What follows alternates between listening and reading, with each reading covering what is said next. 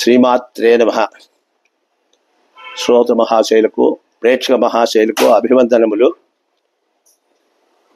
ఈ ఎపిసోడ్ నందు మనము మిథున రాశి వాళ్లకు శ్రావణ మాసంలో ఎలాంటి ఫలితాలు కలుగుతాయి, ఈ ఆగస్టు నెలలో ఎటువంటి ఫలితాలు ఉంటాయనేది మనం తెలుసుకుందాము. ఈ రాశి వాళ్లకు, ఈ మిథున రాశి వాళ్లకు ఈ మాసంలో మిశ్రమ ఫలితాలు కలుగుతుంటాయి. మంచి చెడు రెండు కూడా జరుగుతుంటాయి. లాభ నష్టాలు కూడా సమానంగా ఉంటాయన్నమాట. శరీరానికి అధికమైనటువంటి శ్రమ కలిగేటువంటి అవకాశాలు ఉన్నాయి. నూతన పనులందు వీళ్ళకు మనసు పోతుంది, ఆసక్తి కలుగుతుంది అన్నమాట. పనులు ప్రారంభించినప్పుడు వీళ్ళు చాలా జాగ్రత్తగా ఆలోచించి ముందుకు పోవలసి ఉంటుంది.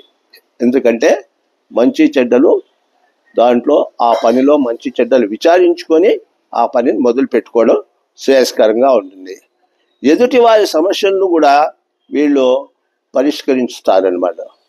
కానీ ఆలోచన చేసి వాళ్ళ పరిష్కారాలు చేయడం మంచిది. ఎందుకంటే కొన్ని సమస్యలు ఎదురు కావచ్చు. ఆ సమస్యలకు కాకుండా వీళ్ళు ఆ సమస్యలు తీర్చడం మంచిదన్నమాట. ఆరోగ్య విషయంలో జాగ్రత్తగా ఉండాల్సి వస్తుంది. ఒక్కొక్కసారి ఇబ్బందులు కలుగుతూ ఉంటాయన్నమాట.